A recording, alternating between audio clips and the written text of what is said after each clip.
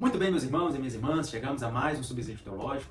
Hoje nós estamos comentando as lições bíblicas EBD do terceiro trimestre de 2026, cujo tema é a Igreja dos Gentios, da chamada missionária à consolidação do Evangelho entre os povos. Nós estamos fazendo essas lições, já tem aí 8 lições preparadas, que eu tenho certeza que tem sido bênção na vida de cada um dos irmãos, e hoje nós estamos na lição de número 9. Antes de falarmos do tema da lição de número 9, eu gostaria de te convidar a se inscrever aqui no nosso canal, ativar o sininho.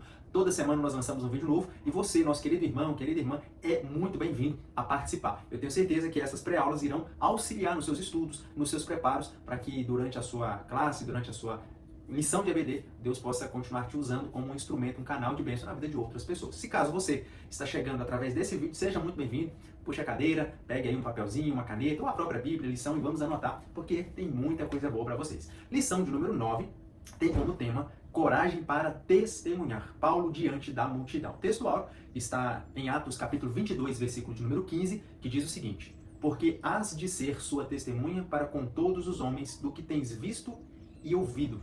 Temos também a verdade prática.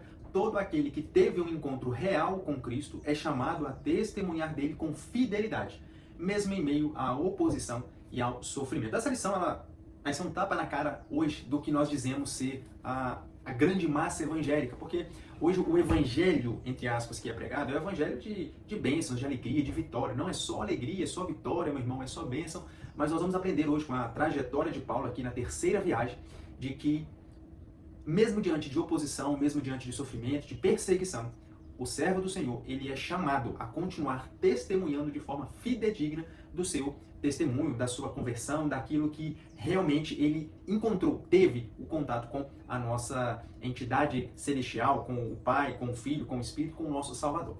A leitura bíblica em classe está no livro de Atos, capítulo de número 21, e também alguns textos no capítulo de número 22. Nós vamos fazer a leitura. Eu vou ler aqui na Bíblia, nova tradução da linguagem de hoje. Já mostrei aqui para os irmãos, Bíblia do Semeador tem uma linguagem, uma leitura muito simples, é chamado de paráfrase muito simples, simplório mesmo, que vai trazer a ideia aí de uma proximidade do linguajar comum.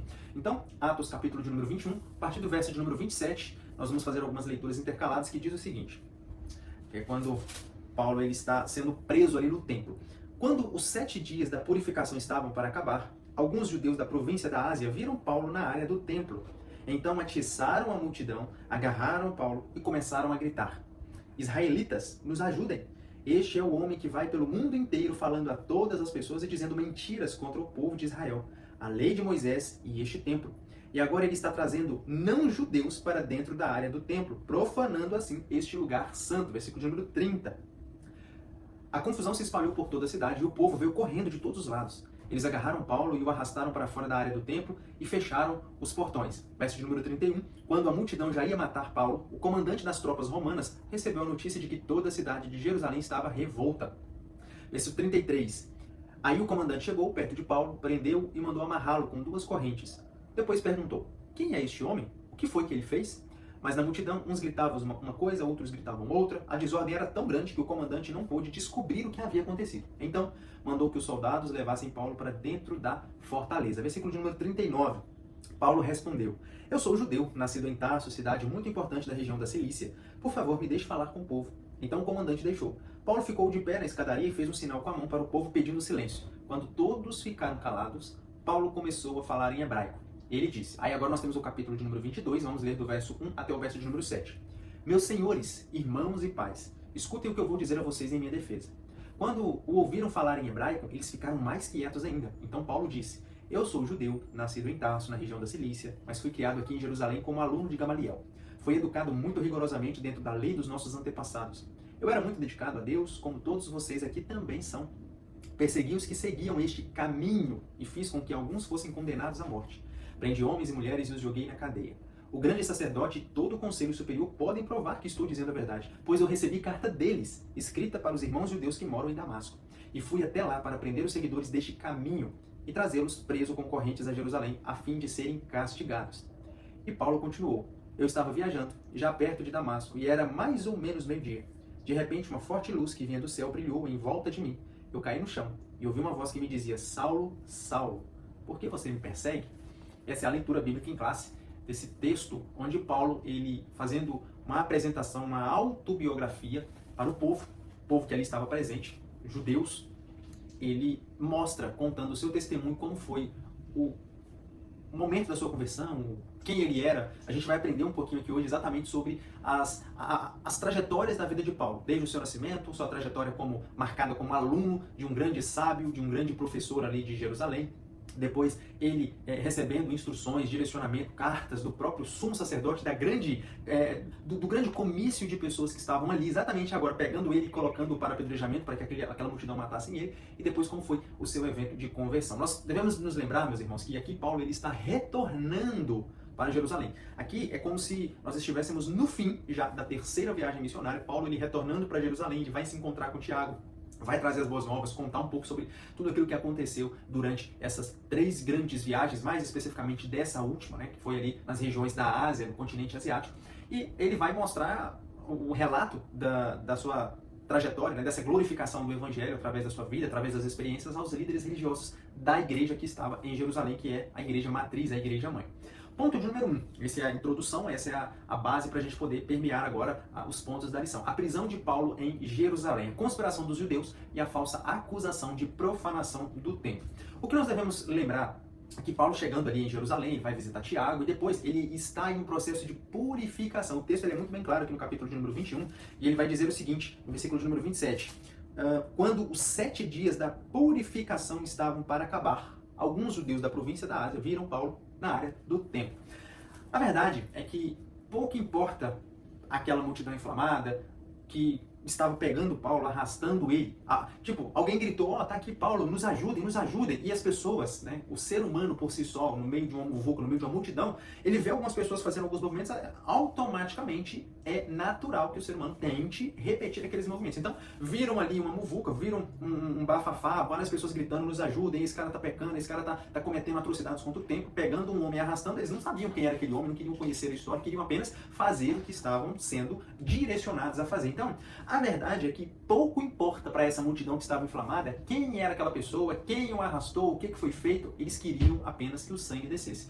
Pela leitura do texto, nós vamos ver que eles estavam sendo direcionados. Esses homens invejosos, esses homens que conheciam, né, um pouco da história de Paulo, porque o texto vai dizer o seguinte: quando os 7 dias da purificação estavam para acabar, alguns judeus da província da Ásia viram Paulo na área do templo. Ou seja, Paulo chegou ali naquela cidade, conversou com Tiago, encontrou ali com os líderes religiosos, foi até o templo para poder, né, concluir os 7 dias da sua purificação, e lá ele sofre essa emboscada.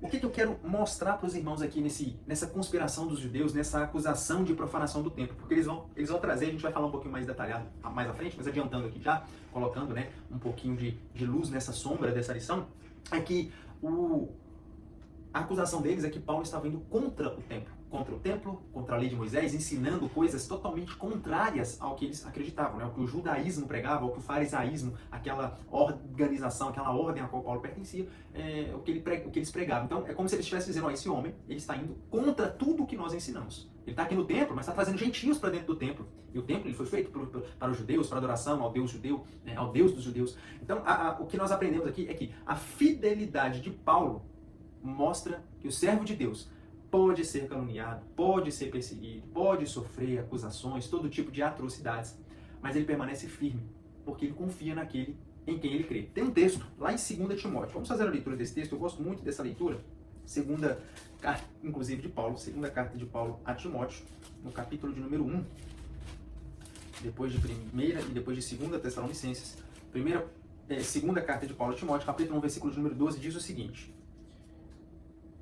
nessa versão NTLH: é por isso que eu sofro essas coisas, mas eu ainda tenho muita confiança, pois sei em quem tenho crido, e estou certo de que Ele é poderoso para guardar até aquele dia aquilo que Ele me confiou. Ou seja, o servo de Deus, o genuíno servo de Deus, aquele que ama, que reverencia, que segue, que obedece, que medita, que ouve os conselhos de Deus e que nele meditam de dia e de noite, como diz o salmista, esse, independente da situação, independente da circunstância, ele confia naquela situação, a sua própria vida, ao próprio Deus. Por quê? Como diz Paulo, eu sei em quem tenho crido, eu sei quem me chamou, eu sei quem tem cuidado de mim, e por isso ele permanece fiel à sua palavra, fiel ao Evangelho, fiel à conduta ao qual ele estava sendo direcionado. Então, essas pessoas, eles conspiram contra Paulo, os invejosos veem ali aquele homem no templo e tentam fazer um motim para arrastar Paulo e tentar de alguma forma acabar com a sua vida. Ponto 2 aí, a divisão do templo em Jerusalém. O que é interessante? Por que essa acusação ela era muito séria? Por que esse povo ficou todo alvoroçado e causou todo esse alvoroço? Nós devemos nos lembrar que nesse período havia a terceira reforma do templo, né? A primeira foi com Salomão, a inauguração lá de Crônicas, o livro de Crônicas. Depois, já aqui no início do Novo Testamento, ali, depois do Novo Testamento não, né? Depois da volta do povo de Israel do cativeiro, vem com Zorobabel a segunda reconstrução, e depois, aí já no Novo Testamento, a terceira reconstrução com Herodes. Nós vamos ver que lá no templo, da segunda construção da reforma do templo, né, com Zorobabel, nós vamos ver que esse segundo templo ele possuía algumas separações, possuíam átrios que eram bem definidos. Como que eram esses átrios? Eram áreas específicas, né? Eu não tenho aqui agora uma maquete ou um mapa para mostrar para os irmãos, mas é fácil, coloca na internet aí, maquete ou átrios, separações do segundo templo ou do templo de Israel, de Jerusalém. Nesse segundo templo ele possuía alguns átrios, que eram separações. Aí, esses átrios eles eram muito bem definidos, inclusive tinham placas lá de cuidado para que se alguém ultrapassasse aquela área, aquele átrio, poderia causar até mesmo a morte daquela pessoa. Então, quais eram esses átrios? Quais eram as divisões dessas partições? A primeira era o átrio dos gentios, que era onde, né, o povo gentio. Quem que eram os gentios? Nós já falamos sobre isso. Eram todos aqueles que não eram judeus. No Antigo Testamento existe uma separação entre judeus e gentios. Isso é claro, nós já sabemos. Imagina, eu falei isso na lição passada, ou em 2 lições passadas, imagine agora você fora do globo terrestre, fora da esfera terrestre, você olhando de lá para cá. Quando você olha para a Terra, né, que a visão de Deus no Antigo Testamento era mais ou menos essa. Quando ele olhava para a Terra, ele via 2 grupos de pessoas, judeus e gentios. Quem eram os judeus? Os judeus eram os descendentes de Abraão, aquele que pela fé creu e foi imputado como justo, e por causa disso a descendência dele, todos os seus descendentes, eram considerados pela fé justos, os judeus. Isso era a visão de Deus no Antigo Testamento. E quem não era judeu? Era considerado gentil. Todos aqueles que não criam em Deus, que adoravam outros deuses, não tinham sangue, não eram da descendência de Abraão. Já no Novo Testamento, e vou voltar nesse ponto, já no Novo Testamento, principalmente na carta de Paulo aos Coríntios, nessa mesma perspectiva, nessa mesma cosmovisão, imagina você de fora da Terra, né, agora abre a sua mente para entender o que eu quero dizer. Deus olhando para a Terra, ele vê 3 grupos de pessoas. Ele continua vendo judeus, ele continua vendo gentios, mas agora ele vê um terceiro grupo, que é a igreja de Cristo, que são todos os lavados e remidos no sangue do seu Filho. Então, hoje, quando Deus olha para a Terra, ele vê esses 3 grupos de pessoas. Se é que eu posso separar dessa forma, eu estou exemplificando, tentando criar um mapa mental para você entender.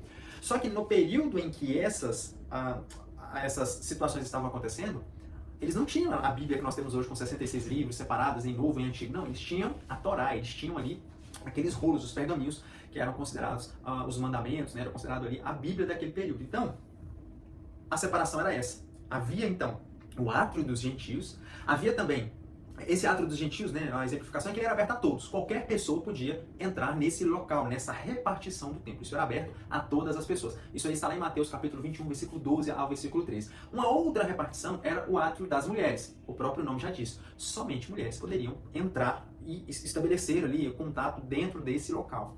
O terceiro lugar era o átrio de Israel. E aqui era exclusivo aos homens judeus. Exclusivo, somente judeus puros, judeus genuínos, podiam participar e adentrar desse átrio. Mas e uma mulher judia? Não podia entrar. É por isso que tinha o átrio das mulheres. Nesse em específico, tinha apenas homens judeus. E após ele tinha também o átrio dos sacerdotes. Então tinham 4 partições. Átrio dos gentios, aberto a todos, átrio das mulheres, átrio dos homens judeus e átrio dos sacerdotes. Rafael, por que você está fazendo essa separação? Porque é exatamente nesse momento que esses acusadores tentam pegar Paulo. Lembra? Paulo era o apóstolo dos gentios, ele pregava para gentios. E ele adentrando, lembra de outro detalhe, Paulo, ele era judeu, mas ele também era um cidadão de outra nação. Ele era um cidadão romano.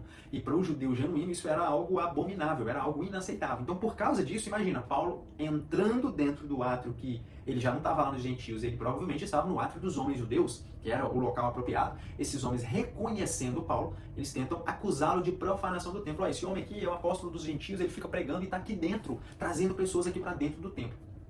Essa estrutura que eu acabei de desenhar, de exemplificar para os irmãos e para as irmãs, explica a gravidade da acusação que Paulo estava recebendo. No capítulo 21 de Atos, no versículo de número 28, vamos fazer a leitura aqui de novo, Atos, capítulo 21, versículo de número 28, olha qual é a acusação que esses homens tentam incitar a multidão. Começaram a gritar: israelitas, nos ajudem.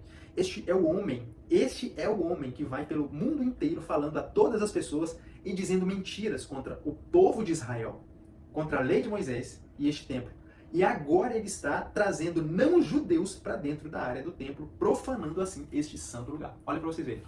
Paulo não estava fazendo nada disso, mas eles tinham que fazer a acusação de alguma forma, eles tinham que tentar pegar esse apóstolo de alguma forma. E é interessante, meus irmãos, que não importa o que você faça, não importa a maneira que você viva.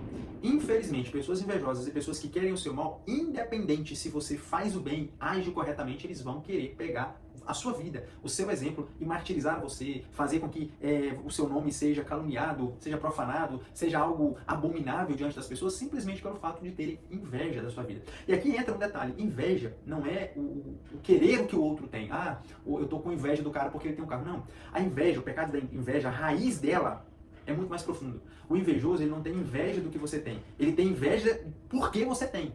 Ele não quer saber do seu relógio. Você pode ter o relógio mais bonito, ele não quer o seu relógio. Ele não gosta da ideia de você ter aquele relógio porque ele acha que você não merece. Por causa disso, ele não queria, ele não quer de todas as formas que você tem. Esse é o invejoso. E aqui, esses homens, eles tinham inveja porque Paulo, onde ele passava, ele pregava. Era um bom orador, digamos assim, um bom expoente do Antigo Testamento, da Torá, da lei, ensinava, as pessoas paravam para ouvir, Deus usava a vida dele. Então esses homens tinham raiva, ira, inveja, não por quem Paulo era, no sentido do que ele tinha, mas simplesmente pelo que ele possuía na sua essência, por ele ser simplesmente um servo fiel de Deus, aquele a qual Deus confirmava as coisas que ele pregava. Então, essa estrutura ela vai explicar exatamente isso, a gravidade da acusação que Paulo estava recebendo. E tem outra situação aqui. Isso também ele vai revelar quanto a pureza do templo despertava emoções intensas entre os judeus. Por quê? Nesse período nós estamos falando de pessoas que eles colocavam o templo acima de todas as coisas, digamos assim. Pessoas que queriam colocar o templo acima, dando uma devida importância para ela no sentido de esse cara está profanando o templo, nós temos que acabar com ele. Havia leis, havia regras, obviamente. Mas o que nós estamos querendo dizer é que eles nem sequer se davam o trabalho de parar e analisar. Hoje em dia é assim na rede social. As pessoas não perguntam, será? Confirmaram? Teve provas? Tem fatos? Não. Alguém soltou alguma coisa, deduziram, achei. Já estão massacrando as pessoas, já estão destruindo vidas, já estão queimando casas, já estão levantando bandeiras de afirmação. Então, esse é algo que está inerente ao ser humano. A necessidade de simplesmente seguir a multidão. É o famoso Maria vai com as outras. Então, esses homens, simplesmente vendo que um grupo reconheceu Paulo, tentou acusar ele, pegou para arrastar e está todo mundo gritando, nos ajudem, nos ajudem. Eles estavam querendo fazer a mesma coisa que fizeram com o Senhor. Que era levantar ali, acusar ele, crucifiquem, no caminho inteiro, mais e mais pessoas iriam entrando ali, vendo aquilo e falando, não, vamos lá, Por quê? Porque nesse período, crucificação era somente para os piores homens daquela terra. Os bandidos, os assassinos, os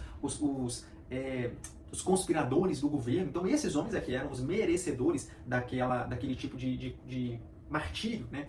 Então as pessoas ouvindo, simplesmente vendo, não, está crucificando o homem, vamos lá ajudar, porque ele não merece. Então era essa a situação. Então isso despertou emoções muito intensas nesses corações judeus que estavam ali presentes naquele momento. E aí entra o ponto 3, a intervenção das autoridades. Nesse momento, né, nessa baderna que estava acontecendo, a Bíblia vai descrever, que o narrador, né, Lucas escrevendo, ele vai descrever para nós que um homem, ele acabou, um romano, né, com autoridade, digamos assim, Cláudio Lisias, desculpa, ele simplesmente tenta interferir. O que está acontecendo? Peraí, vocês estão pegando um cara, tentando apedrejar esse homem, tentando matá-lo, mas o que aconteceu? O que ele fez? Sabe o que mostra pra gente? Que nessa situação a soberania de Deus continua acima de todas as coisas, Deus continua soberano. Independente se as pessoas estão tramando o nosso mal, Deus tem a capacidade de usar até mesmo um gentio, uma pessoa ímpia, uma pessoa que não teme a Ele, para nos livrar daquela situação. E é o que acontece aqui. Infelizmente, nos nossos dias a gente percebe que mais e mais pessoas, elas preferem simplesmente seguir o fluxo do que está acontecendo do que parar e perguntar, quem é esse homem? O que está acontecendo? O que ele fez? E é o que acontece hoje. Você para e pergunta, o que foi feito? Ninguém sabe. Só replica como se fosse papagaio. Dizem que é isso, dizem que é aquilo. Mas a afirmação, o fato, a verdade, ela ainda não foi divulgada. Então nós precisamos lembrar disso, que a fidelidade de Cristo, a fidelidade a Cristo, né, meus irmãos e minhas irmãs, não isenta o servo dele dos sofrimentos, mas nos assegura de que Deus continua no governo. Olha a situação de Paulo. Preso, Paulo agora ele vai ter, como nós vamos falar nos próximos pontos, uma nova oportunidade de testemunhar do Evangelho diante de uma multidão de pessoas enfurecidas, invejosas e pessoas que estavam tramando o seu próprio mal. Ou seja, Deus usa meios escuros, difíceis de nós compreendermos em determinados momentos, mas Ele usa essas ocasiões como oportunidades para que o Evangelho possa ser proclamado, para que a luz venha brilhar no coração de pessoas que estão em trevas. Essa é a realidade do Evangelho. Ponto de número 2, a oportunidade para testemunhar. E aí, resumindo esse ponto por completo, Paulo, diante dessa situação, ele pede licença a Cláudio Lisias para poder falar com o povo. Olha a audácia, né? A coragem dele. Ele sendo, digamos assim, levado para a morte, alguém interrompe, pergunta o que está acontecendo, prende ele, obviamente, prendeu ele a 2 soldados. E Paulo, ele falando, aqui no texto bíblico, né, nós devemos lembrar de um fato, meus irmãos e minhas irmãs, que a leitura que nós fazemos é uma leitura na língua materna nossa, no português. Mas quando nós vamos nos manuscritos, a gente não pode falar originais porque os originais já não existem mais, são cópias de cópias, mas os manuscritos mais antigos que foram encontrados, você vai encontrar lá uma parte do texto escrito em grego, outra parte do texto escrito em aramaico, outra parte do texto escrito em hebraico, porque são as 3 línguas originárias daquele período em que foram escritas. Então Paulo ele está conversando com esse cidadão romano na linguagem comum, no grego comum, grego koiné. Ele está conversando com esse centurião, com esse homem ali que estava ajudando ele, né, Cláudio Lisias, nessa linguagem. Automaticamente ele era romano. Paulo conhecia da cultura, da língua, do latim, tudo isso ele conhecia. Então isso mostra que a postura que ele tomou diante dessa situação demonstra que ele estava, além de estar cheio do Espírito Santo, né, ele não perdeu a sua estrutura diante da injustiça. Porque ele estava sendo acusado de forma injusta. Então, diante dessa situação, Paulo preso, eu estou tentando trazer aqui uma visão para os irmãos, né? Obviamente, talvez não fosse dessa forma, mas você vê que na postura de Paulo, você não vê ele desesperado, você não vê ele arrancando os cabelos, você vai ver Paulo numa postura de tranquilidade. Ele pede para falar com a multidão. Isso demonstra que o Espírito estava na vida dele, automaticamente, e ele controlando as suas emoções, que é um dos gomos do fruto do Espírito, que é o domínio próprio. E aí mostrando que a compostura dele não era de se desesperar diante das injustiças, se desescabelar diante das atrocidades que eles estavam querendo fazer com ele, mas pelo contrário, ele estava discernindo o tempo de Deus. Ele estava, essa é uma oportunidade de eu pregar para o meu próprio povo, que é o que ele vai falar lá em Romanos capítulo 11, né? Ele vai tentar pregar, escrevendo ali, dizendo, se eu pudesse, eu dava a minha vida em prol da salvação de vocês. Então ele vai mostrar isso e pede para falar com esse povo, pede para falar com esses algozes que estão tentando acabar com a sua vida. E aí entra um outro detalhe, ele faz um sinal, a Bíblia vai descrever que ele faz um sinal com a mão, né, pedindo silêncio para a multidão vai abrandando aquela ira, aquele alvoroço, vai acalmando. E quando Paulo abre a boca para falar, eles ficam ainda mais surpresos, sabe por quê? Aí entra um outro detalhe, no texto bíblico, ele vai conversar com seus compatriotas em hebraico. Ele vai conversar com esse povo alvoroçado, rosnando os dentes para ele, na sua língua materna. E aí esse povo fica desestruturado, mas ele fala, mas peraí, como assim? Esse homem é romano? O que esse homem é? Eles ficam desnorteados. Paulo conversando com aquele Cláudio Lisias em latim, conversando ele na linguagem romana, e agora ele conversando com o povo, pede para falar com o povo e começa a conversar, a falar com eles na sua língua materna. Sabe o que isso demonstra para nós? Que quando ele vai iniciar a sua defesa, ele vai começar a falar em hebraico, mais especificamente ainda em aramaico, porque o que Paulo está falando aqui é a língua que era muito valorizada pelos judeus, o aramaico, mais antigo, né? a linguagem ali mais dos pais daquele período, né? Os pais, os anciãos, as pessoas mais antigas, mais velhas, ele vai trazer essa valorização dos judeus da Palestina. E aí, esse gesto, ele estabelece de imediato algumas situações. Primeiro, conexão cultural. Olha, esse homem que vocês estão querendo matar, ele é igual a vocês, ele entende profundamente a mesma cultura. Eu falo, eu cresci ouvindo a mesma língua, eu cresci no mesmo ambiente, eu tenho o mesmo sangue que vocês. Ele faz uma conexão cultural. Ele faz essa ligação. O povo silencia ainda mais. Na hora que ele faz o sinal com a mão, né, ele começa a abrandar, as pessoas começam a se acalmar. Quando ele vai falar em hebraico, mais especificamente em aramaico, as pessoas ficam ainda mais silenciosas.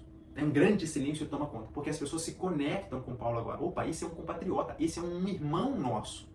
Esse é da mesma linhagem. Não é tipo, esse cara, por exemplo, esse cara, ele tem uma raiz lá de Portugal, da Europa. Não, ele é da mesma linhagem que nós. Então, meus irmãos, isso denota a conexão cultural. E outra coisa, identidade. Paulo se identifica com aquelas pessoas e aquelas pessoas automaticamente se conectam e identificam também com Paulo. Isso faz eles ficarem ainda mais em silêncio, como já foi dito. E o detalhe é que ele vai se dirigir, olha só o que Paulo faz aqui. Ele vai se dirigir a esses homens como meus senhores, irmãos e pais. Olha o que Paulo faz. Ele demonstra respeito e pertencimento. Olha, eu sei que eu sou um cidadão romano, eu sei que eu conheço a cultura grega, a cultura romana, mas eu pertenço a vocês. Eu sou do povo judeu. Eu tenho uma ligação com vocês, vocês são meus irmãos, vocês são meus pais. Eu cresci ouvindo vocês, eu cresci lendo sobre vocês, eu cresci falando com vocês. Ele faz isso. E o que isso demonstra para nós? Que o cristão ele tem que saber se portar e se comunicar em todos os ambientes. Não é porque, e aqui, obviamente, né, com muita cautela e com muito cuidado que eu digo isso, saber portar e saber se comportar diante de todos os ambientes, não quer dizer que você tem que participar de todos os ambientes. O que eu quero dizer é a identificação. É você falar, é o que o próprio Paulo fala, né? Eu convivi com pouco, eu sei viver com pouco, mas eu também sei viver com muito. Eu andei com pessoas mais humildes, mas eu também andei com pessoas mais abastadas. Isso demonstra para nós que o cristão ele aprende que a verdade do evangelho deve ser comunicada com clareza, discernimento, tem que respeitar o contexto, a linguagem das pessoas que estão ouvindo. Não adianta eu querer chegar lá e falar bonito, chegar e falar difícil, falar palavras teológicas, falar um monte de línguas emboladas e que ninguém vai entender nada. Seja claro, o evangelho é simples. Quando Paulo começa a falar aqui, ele vai dizer que ele poderia falar em várias línguas, lá em 1 Coríntios 14, mas ele prefere falar na língua humana, a língua que as pessoas vão compreender. Por quê? Tem pessoas que querem se passar de sábio, de intelectual, de filósofo, ele fala bonito, mas e aquele público que você está falando? Será que ele está entendendo o que você está dizendo? Então o cristão ele tem que saber comunicar a mensagem do evangelho. Se eu estou no meio de intelectuais, eu tenho que saber me portar e comunicar de forma intelectual, a ponto de fazer com que eles entendam a minha mensagem. Se eu estou no meio de pessoas mais simples, menos cultas, digamos assim, que ainda não entendem a alfabetização, né, tem uma certa dificuldade, automaticamente, independente se eu sou inteligente, tenho QI elevado, tenho um mestrado, doutorado, a mensagem do evangelho ela precisa ser comunicada a essas pessoas. Eu não vou perder nada simplesmente falando de forma simples. Pelo contrário, é o evangelho que vai ganhar. Então, essa é uma das lições que nós aprendemos aqui nesse evento, nessa situação com o apóstolo Paulo. E o ponto número 3, que é a coragem para testemunhar em meio à hostilidade, Paulo ele vai narrar, né, a sua trajetória, a sua história, ele vai narrar isso de forma corajosa.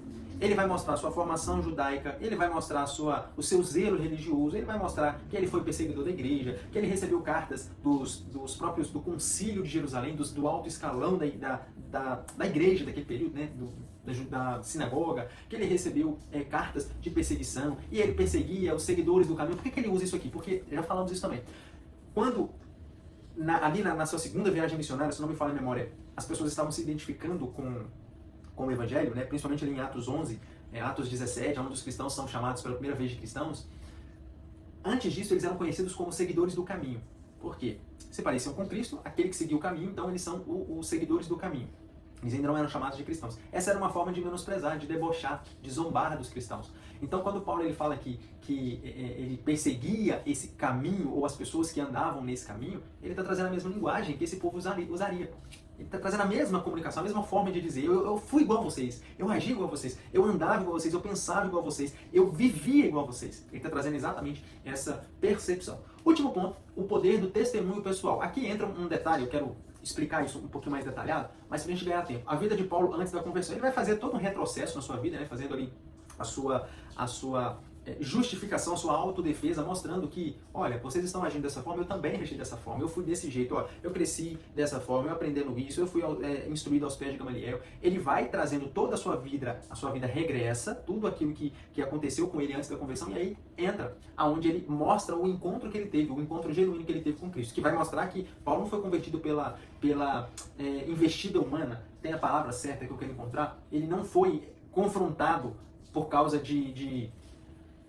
ele não foi convertido por conta de especulações humanas, por causa de imposição de homens. Pelo contrário, ele se encontrou com o próprio Cristo. E isso marcou de tal forma a vida dele, esse encontro foi tão real, tão verídico, tão sincero e verdadeiro, a ponto dele morrer por causa disso.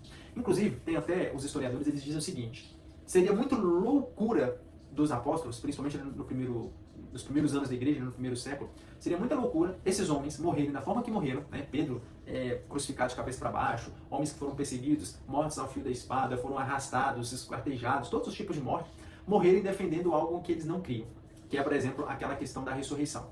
Uma pessoa convicta do que aconteceu, ela morre, ela entrega a sua vida por aquela verdade. Se você viu, é inegável, você não consegue dizer que não viu. A não ser que você seja falso consigo mesmo, mas os historiadores dizem exatamente isso. É impossível que esses homens testemunhassem contra, eles optassem em perder a vida por uma mentira. Se é mentira, meu irmão, você não perde sua vida por conta disso. Então a experiência que Paulo teve, a experiência que esses homens teve, eram tão real e profunda que eles se entregavam. Eles não tinham medo, negue esse Cristo que você disse que você viu ali no caminho de Damasco. Não, eu vi. Não tem como eu negar, é real, você pode me matar, não tem como eu dizer que é mentira, porque é uma realidade. Olha, nega que esse Cristo ressuscitou, impossível, eu vi ele, eu toquei nele, eu senti ele, ele conversou comigo, ele comeu comigo, ele me abraçou, ele me direcionou, ele disse 3 vezes que me amava, como que eu vou negar isso? Impossível. E aí entra a frase, ninguém morre por uma mentira. Ninguém morre por uma mentira. Se você sabe que é mentira, não morre por conta dessa mentira. Impossível. A sua vida é muito mais valiosa. E se você sabe que é mentira, eu duvido que alguém vai entregar a sua vida, vai perder a sua vida por defender algo que não é real. Então, esse encontro de Paulo no caminho de Damasco foi algo verdadeiro, genuíno, sincero e indescritível. Não tem como ele negar isso. Inegociável. E ele mostra exatamente para esses homens que esse encontro foi tão genuíno que ele estava disposto a, se vocês quiserem me matar, eu não vou negar, não tem como eu negar tudo isso. E aí ele vai mostrar a sua missão também, né, como servo, e ele acaba testemunhando de Cristo. Nesse ponto, Paulo ele está simplesmente expondo o Evangelho. O que é o Evangelho? É você mostrar para as pessoas o quão distante ela está de Cristo, o quão afastado nós estamos da presença de Deus, o quão contaminados pelo pecado nós estamos, que é o que ele faz quando ele começa a falar sobre a sua vida pregressa, quando ele começa a falar, eu era assim, eu fui instruído assim, eu aprendi assim. Ele está falando, olha, eu fazia o que a carne mandava, eu fazia o que as pessoas mandavam, eu não tinha direcionamento, eu achava que estava fazendo, eu estava achando que era zeloso religiosamente. Por causa de religião, muitas pessoas já foram mortas. É triste, é difícil nós falarmos isso, mas na Era das Trevas, né, que é o período da Idade Média, ali em torno de 1500 anos, foi essa a realidade das pessoas que viviam naquele período. A própria igreja, ela decretava que o grupo de cavaleiros específicos, que eram chamados a Ordem dos Templários, ali, por exemplo, que eles executassem grupos de pessoas que pensassem diferente deles, que ensinavam diferente deles, que ensinavam a Bíblia corretamente, não ensinassem do jeito que eles queriam. Então eles iam lá e matavam um grupo de pessoas. Pesquisem aí história dos moravianos, dos anabatistas, dos puritanos, dos valdenses. Tem vários grupos religiosos de cristãos que infelizmente foram perseguidos por conta da própria religião, do zelo religioso. As pessoas achavam que estavam fazendo um trabalho para Deus e acabavam cometendo atrocidades de forma escandalosa, escancarada. Então, ele fala da sua vida pregressa, mostrando, né, a realidade do pecado e que nós precisamos de um Salvador, que sem um Salvador nós simplesmente estamos agindo com a nossa própria vontade, com a nossa própria carne, os nossos próprios desejos, mortos em nossos delitos e pecados.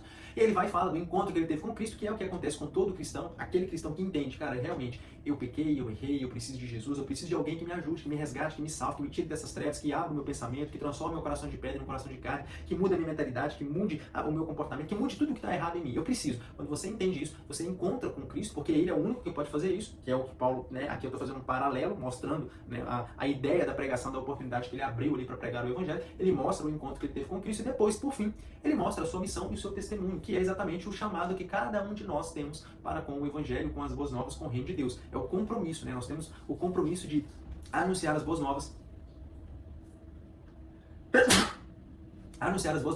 ensinar as verdades bíblicas, independente se isso vai custar ou não a nossa vida, a nossa alegria, a nossa paz. Tem uma frase de Martinho Lutero que diz o seguinte: a paz, se possível, a verdade, a qualquer preço. Por quê? Porque tem muitas pessoas que, em prol da paz, negociam tudo e qualquer coisa. Mas se tem uma coisa que é inegociável, é a verdade. E aí, a verdade está acima da paz. Porque haverá momentos em que a verdade ela vai trazer confrontos.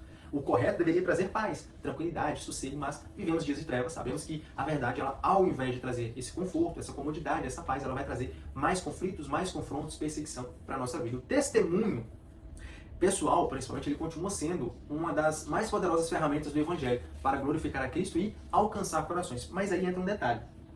O que nós temos visto hoje em dia? As pessoas têm colocado o seu testemunho pessoal acima das Escrituras. Têm usado o altar, o púlpito, para poder falar de si, do seu eu, de quem é o fulano, o cicrano, como eu era, o que eu faço, como eu faço, sabe? O que Paulo está fazendo aqui, ele está mostrando o seu testemunho pessoal, fazendo um paralelo com o Evangelho. Ele não está dizendo, olha, eu era isso e agora eu me transformei nisso. O alvo principal do testemunho pessoal é glorificar a Cristo, não é exaltar o homem.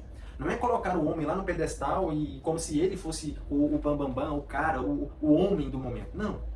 O nosso testemunho pessoal, ele sim tem uma relevância, mas ele tem o momento certo de ser anunciado. A palavra de Deus, ela sempre vem em primeiro lugar. E quando nós anunciarmos o testemunho pessoal, que seja para exaltar a Cristo, para revelar a palavra, para revelar ao coração do seu ouvinte aquilo que reflita nele. Que a sua imagem, digamos assim, né, a sua imagem do eu lá no passado reflita nessa pessoa. E agora o Cristo que brilha e que habita dentro de você possa refletir também na vida dessa pessoa. Isso é, o testemunho pessoal, ele continua sendo uma forma poderosa de alcançar corações, uma forma poderosa de glorificar a Cristo. Mas desde que esse testemunho pessoal, ele seja para glorificar o Senhor, seja para revelar o Evangelho.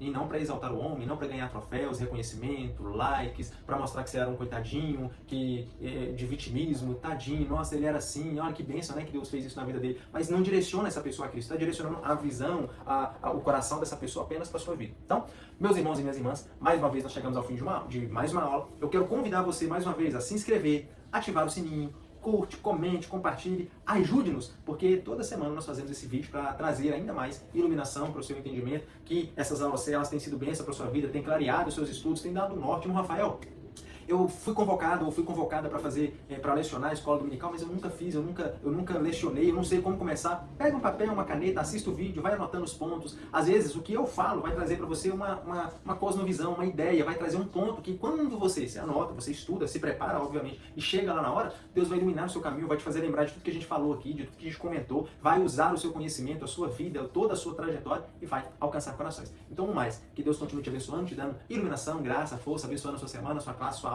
Fiquem com Deus.